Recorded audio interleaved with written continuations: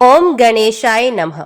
आप सभी को माघ मास की संकष्टी चतुर्थी व्रत की हार्दिक शुभकामनाएं। आज आप सुनिए गणेश चतुर्थी के दिन सुनी जाने वाली पौराणिक व्रत कथा। संकष्टी चौथ की पौराणिक कथा के अनुसार एक बार एक शहर में देवरानी और जेठानी रहा करती थी। जेठानी अमीर थी और देवरानी बहुत गरीब थी। देवरानी गणेश जी की बड़ी भक्त थी। देवरानी का पति जंगल से लकड़ियां काट कर लाता, उन्हें शहर में जाकर बेचता था। इस प्रकार उनका जीवन चल रहा था। देवरानी का पति अक्सर बीमार रहता था। तब देवरानी जेठानी के घर का सारा काम करती और बदले में जेठानी उसे बचा हुआ खाना, पुराने कपड़े आदि दे देती। इसी से किसी तरह देवरानी का परिवार चल रहा था। माघ के महीने में देवरानी ने तिलचौथ का व्रत किया। 5 आने का तिल और गुड़ लाकर तिलकुट बनाया। पूजा करके तिलचौथ की कथा सुनी और फिर तिलकुटा छिंके में रख दिया, क्योंकि संकट चौथ का व्रत बिना चंद्र देवता को अर्घ्य दिए अधूरा माना जाता है। तो देवरानी सोचने लगी कि चंद्रमा उदय होने पर पहले तिलकुट और उसके बाद ही वे कुछ और खाएगी। कथा सुनकर वे जेठानी के यहाँ चली गई। खाना बनाकर जेठानी के बच्चों से उसने खाना खाने के लिए कहा। तब बच्चे कहने लगे कि माँ ने व्रत किया है और माँ भूखी है। जब माँ खाना खाएगी तब हम भी खा लेंगे। जेठ जी को खाना खाने के लिए कहा तो जेठ जी कहने लगे कि मैं अकेला नहीं खाऊंगा। जब चांद निकलेगा तभी सब मिलकर खाना खाएंगे, तब मैं भी खा लूंगा। जेठानी ने उससे कहा कि आज तो किसी ने भी अभी तक खाना नहीं खाया, तो मैं तुम्हें कैसे दे दूं? तुम सुबह सवेरे आकर बचा हुआ खाना ले जाना। क्योंकि हर दिन तो जेठानी का बचा हुआ खाना या सुबह का बचा हुआ खाना अपनी देवरानी को दे दिया करती थी। इधर देवरानी के घर पर उसका पति और बच्चे बेचारे सब आस लगाए हुए ही बैठे थे कि आज तो त्योहार है, इसलिए कुछ आज पकवान आदि खाने को मिलेगा। देवरानी बिना खाने के जब अपने घर लौटी और बच्चों को पता चला कि आज तो पकवान क्या, रोटी भी खाने को नहीं मिलेगी, तो सारे बच्चे उदास हो गए, भूख के मारे रोने लगे। उसके पति को भी बहुत गुस्सा आया।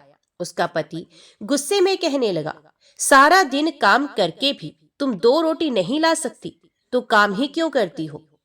पति ने गुस्से में आकर पत्नी को कपड़े धोने से मारा। धोना हाथ से छूट गया तो पाटे से मारा। अब वे बेचारी देवरानी गणेश जी को याद करती हुई रोते रोते पानी पीकर ही सो गई। उस दिन गणेश जी देवरानी के सपने में आए और कहने लगे, ध्रुव ने मारा, पाटी मारा, सो रही है या जाग रही है? देवरानी कहने लगी, कुछ सो रही हूँ, कुछ जाग रही हूँ। तब गणेश जी फिर से बोले, भूख लगी है, कुछ खाने को दो। देवरानी कहने लगी, क्या दूं? मेरे घर में तो अन्न का एक दाना भी नहीं है। जेठानी बेचारी बचा कुचा खाना देती थी, आज वो भी नहीं मिला। पूजा का बचा हुआ तिलकुटा चीकी में पड़ा है, वही खा लो। तिलकुटा खाने के बाद गणेश जी फिर से कहने लगे, ध्रुव मारी, पाटी मारी, निपटाए लगी है, कहाँ निपटूं? तो वही बोली, ये पड़ा घर, जहाँ इच्छा हो वही निपट लो। फिर गणेश जी बच्चे की तरह कहने लगे, अब हाथ कहाँ पहुंचूं? नींद में मगन देवरानी को बहुत गुस्सा आया। वे सोचने लगी कि कब से तंग किए जा रहे हो। तो उसने गुस्से से कहा कि मेरे सर पर पूछो और कहाँ पहुंचोगे? इतना सब होने के बाद देवरानी के घर तो चमत्कार हो उठा। देवरानी जब सुबह उठी तो देखकर हैरान रह गई कि उसका पूरा घर हीरे मोती से जगमगा रहा है। सर पर जहाँ विनायक जी पहुंचे थे वहां तो हीरे के टीके और बिंदी जगमगा रही थी। उस दिन देवरानी अपनी जेठानी के यहाँ काम करने के लिए नहीं गई। बड़ी देर तक देवरानी की राह देखने के बाद जेठानी ने अपने बच्चों को देवरानी को बुलाने के लिए भेजा। जेठानी सोच रही थी कि शायद मैंने कल अपनी देवरानी को खाना नहीं दिया, हो सकता है इसलिए मेरी देवरानी बुरा मान गई है, इसलिए आज नहीं आई होगी। तो बच्चे बुलवाने गए तो कहने लगे, चाची चलो, माँ ने बुलाया है, सारा काम पड़ा हुआ है। देवरानी कहने लगी, अब उसकी जरूरत नहीं है, मेरे घर में अब सब कुछ है। गणेश जी भगवान ने मुझ पर बड़ी कृपा की है, अब बच्चे अपने घर पर गए। घर जाकर अपनी माँ को सब बताया कि माँ, चाची का घर तो पूरा हीरे मोतियों से जगमगा रहा है। अब उनका घर पहले की तरह टूटा फूटा नहीं रहा। जेठानी ने ये सब सुना तो उसे विश्वास नहीं हुआ और वे सोचने लगी बच्चे मजाक कर रहे होंगे। फिर वे दौड़ी दौड़ी अपनी देवरानी के घर आई और जो कुछ उसने देखा उसकी आंखें खुली की खुली रह गई। वे देवरानी से पूछने लगी, अरे ये सब कैसे हुआ? तब देवरानी तो बड़ी सीधी सादी थी, बहुत भोली भाली थी। उसने उसके साथ जो कुछ हुआ सब कुछ अपनी जेठानी से कह दिया। जेठानी बड़ी चालाक थी। घर लौटकर जेठानी ने अपने पति से कहा कि आप मुझे धोवन और पाटे से मारो। उसका पति कहने लगा, हे भलमानस, मैंने तो तुम्हारे ऊपर कभी हाथ तक नहीं उठाया। मैं भला तुम्हें धवन और पाटे से कैसे मार सकता हूँ? लेकिन जेठानी मानी ही नहीं और वे जिद करने लगी कि मुझे पीटो। मजबूर होके उसके पति को उसे मारना ही पड़ा। अब उसने ढेर सारा घी डालकर चूरमा बनाया और चीके में रखकर सो गई। रात को चौथ विनायक जी सपने में आए और कहने लगे कि भूख लगी है, क्या खाऊं?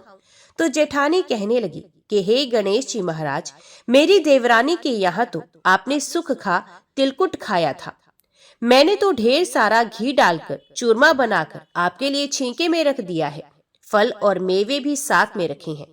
हे गणपति जी महाराज, जो चाहे वे आप खा लीजिए। सारा चूरमा खाने के बाद गणपति जी कहने लगे, निपटे कहाँ? तो जेठानी कहने लगी, उसके यहाँ तो टूटी फूटी झोपड़ी थी, मेरे यहाँ तो कंचन का महल है, जहाँ चाहो निपट लो। तब गणेश जी ने पूछा, अच्छा ठीक है, अब बताओ मैं पहुंचूं कहाँ? तो जेठानी कहने लगी, मेरे माथे पर बड़ी सी बिंदी लगाकर पहुंच लो। जेठानी तो बहुत चालाक थी और उसके मन में धन का लालच भी था। धन की लालची जेठानी सुबह सुबह बड़ी जल्दी उठ गई। सोचने लगी कि आज तो मेरा घर भी हीरे जवाहरात से भर चुका होगा और मैं तो देवरानी से ज्यादा अमीर बन जाऊंगी। लेकिन जब वे सुबह उठी तो उसने देखा हीरे मोती की जगह उसके घर में तो गंदगी फैली हुई थी और बड़ी तेज बदबू आ रही थी। उसके सर पर भी बड़ी सी बिंदी की जगह गंदगी लगी हुई थी। तब उसने कहा कि हे गणेश जी महाराज, ये आपने क्या कर दिया? मुझसे रूठे और देवरानी पर टूटे। जेठानी बहुत दुखी हुई, उसे गुस्सा भी आ रहा था। जेठानी ने किसी तरह अपने घर की सफाई करने की कोशिश की, लेकिन गंदगी तो और ज्यादा फैलती ही जा रही थी। उधर जेठानी के पति को जब मालूम हुआ तो वे भी बहुत गुस्सा हुआ और कहने लगा कि तेरे पास तो इतना सब कुछ था, फिर भी तेरा मन नहीं भरा। जेठानी के पति ने भी उसे ताना दे दिया। परेशान होकर चौथ के गणेश जी से वे विनती करने लगी। तब गणेश जी ने कहा, देवरानी से जलन करने के कारण तूने जो कुछ भी किया था, यही उसका फल है। अब तू अपने धन में से आधा धन देगी, तभी ये सब गंदगी साफ होगी। जेठानी ने किसी तरह अपना आधा धन बांट दिया, किंतु मोहरों की एक हांडी चूल्हे के नीचे उसने गाड़ कर रखी थी। उसने सोचा, इसका पता तो किसी को नहीं चलेगा, और उसने वे छुपाया हुआ धन बांटा ही नहीं। छुपाए हुए धन को छोड़कर बाकी सारा धन उसने अपनी देवरानी को आधा आधा दे दिया और फिर गणेश जी से कहने लगी, हे गणपति भगवान, अब तो अपना ये बिखराव समेट लो। तब गणपति भगवान कहने लगे, अभी नहीं, पहले चूल्हे के नीचे जो गाड़ी हुई मोहरों की हांडी है उसे भी ताक में रख दो और दो सुई के भी दो हिस्से कर दो। इस प्रकार गजानन ने बाल स्वरूप में आकर सुई जैसी छोटी से छोटी चीज का भी बंटवारा करवा दिया और उसके बाद ही अपनी माया समेटी। माया समेट ही जेठानी के घर जो गंदगी फैली हुई थी वे भी दूर हो गई और जेठानी को उसके लालच का सबक भी मिल गया। हे गणपति महाराज, जैसे ही आपने देवरानी पर कृपा की, वैसे ही कथा को सुनने वाले सभी भक्तों पर करना, किंतु जैसी सजा जेठानी को दी वैसी किसी को मत देना। तो बोलो गणपति भगवान की जय। माघ कृष्ण गणेश चतुर्थी की पौराणिक व्रत कथा के अनुसार पार्वती जी ने एक बार गणेश जी से पूछा कि हे वत्स, माघ महीने में किस गणेश की पूजा करनी चाहिए तथा इसका क्या नाम है? उस दिन पूजन में किस वस्तु का नैवेद्य अर्पित करना चाहिए और क्या आहार ग्रहण करना चाहिए? इसे आप सविस्तार बतलाने की कृपा करें। गणेश जी ने कहा कि हे माता, माघ में भालचंद्र नामक गणेश की पूजा करनी चाहिए। इनका पूजन षोडशोपचार विधि से करना चाहिए।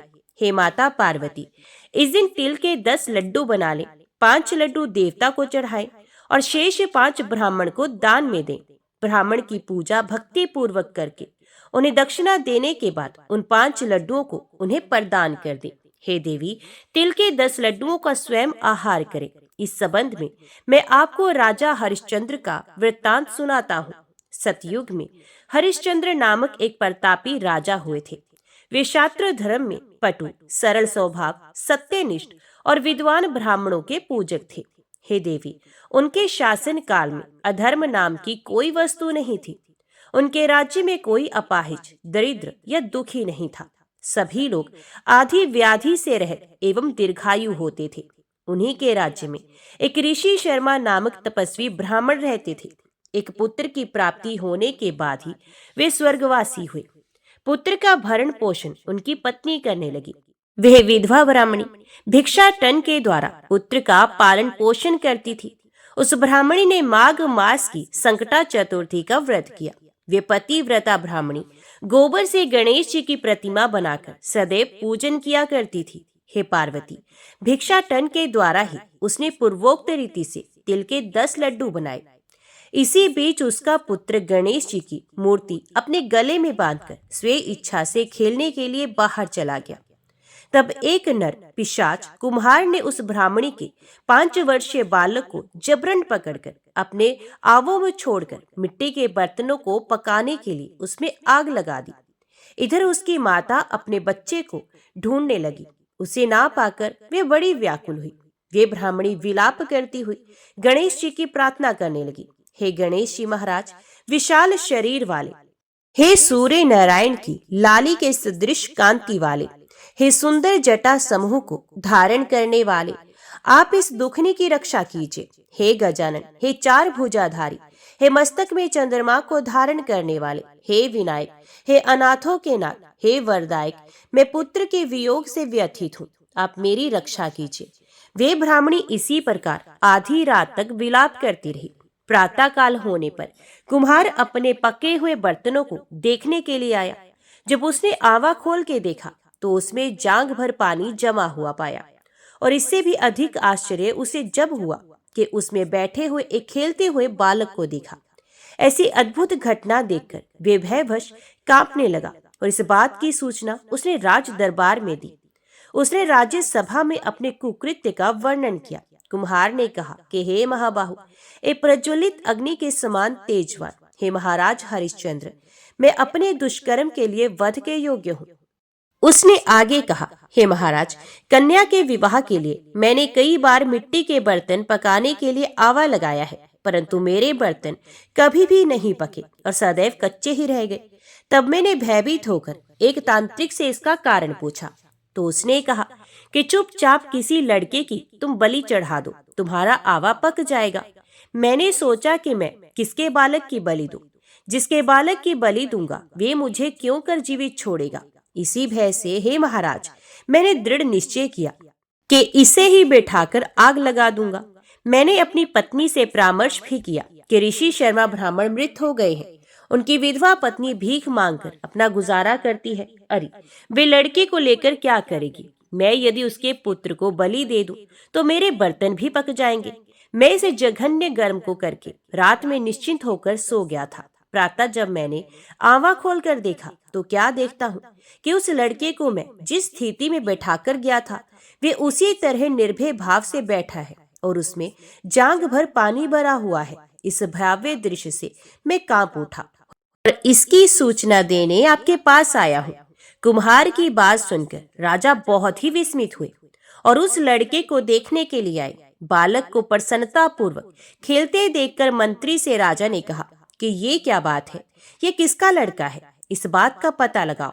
इस आवे में जांघ भर जल कहाँ से आया? इसमें कमल के फूल कहाँ से खिल गए? इस दरिद्र कुम्हार के आवे में वैदूर्य मणि के समान हरी हरी दूब कहाँ से उगाई? बालक को ना तो आग की जलन हुई, ना तो इसे भूख प्यास ही लगी। ये आवे में भी वैसा ही खेल रहा है मानो अपने घर में खेल रहा हो। राजा इस तरह की बात कह ही रहे थे कि वे ब्राह्मणी वहां बिलखती हुई आ पहुंची। वे कुम्हार को कोसने लगी। जिस प्रकार गाय अपने बछड़े को देखकर रंभाती है, ठीक वही अवस्था उस बुढ़िया की भी थी। वे बुढ़िया बालक को गोद में लेकर प्यार करने लगी और कांपती हुई राजा के सामने बैठ गई। राजा हरिश्चंद्र ने पूछा कि हे ब्राह्मणी, इस बालक के ना जलने का क्या कारण है? क्या तू कोई जादू जानती है, अथवा तूने कोई धर्म आचरण किया है जिसके कारण बच्चे को आंच तक नहीं आई? राजा की बात सुनकर ब्राह्मणी ने कहा कि हे महाराज, मैं कोई जादू नहीं जानती और ना तो कोई धर्म आचरण, तपस्या, योग, दान आदि की प्रक्रिया ही जानती हूँ। हे राजन, मैं तो संकट नाशक गणेश चतुर्थी का व्रत करती हूँ। उसी व्रत के प्रभाव से मेरा पुत्र जीता जागता बच गया है। ब्राह्मणी की बात सुनकर राजा ने कहा कि मेरे राज्य की संपूर्ण जनता इस संकट नाशक गणेश चतुर्थी का व्रत करे, इसमें मेरी पूर्ण सम्मति है। राजा ने उसकी परिक्रमा करते हुए कहा कि हे पतिव्रते, तू धन्य है। राजा ने संपूर्ण नगर वासियों को गणेश जी का व्रत करने का आदेश दे दिया। इस आश्चर्यजनक घटना के कारण सभी लोग उस दिन से प्रत्येक मास की गणेश चतुर्थी का व्रत करने लगे। इस व्रत के प्रभाव से ब्राह्मणी ने अपने पुत्र के जीवन को पुनः पाया था। इतना कहने के बाद श्री कृष्ण ने कहा कि हे युधिष्ठिर, आप भी सर्वोत्तम व्रत कीजिए। इस व्रत के प्रभाव से आपकी सभी कामनाएं पूर्ण होंगी। आप मित्रों, पुत्रों और पौत्रों को सुख देने वाले साम्राज्य को प्राप्त कर सकेंगे। हे महाराज, जो लोग इस व्रत को करेंगे उन्हें पूर्ण सफलता मिलेगी। भगवान श्री कृष्ण की बात से युधिष्ठिर बहुत प्रसन्न हुए और माघ कृष्ण गणेश चतुर्थी का व्रत करके निष्कंटक राज्य भोगने लगे। तो बोलो गणपति भगवान की जय।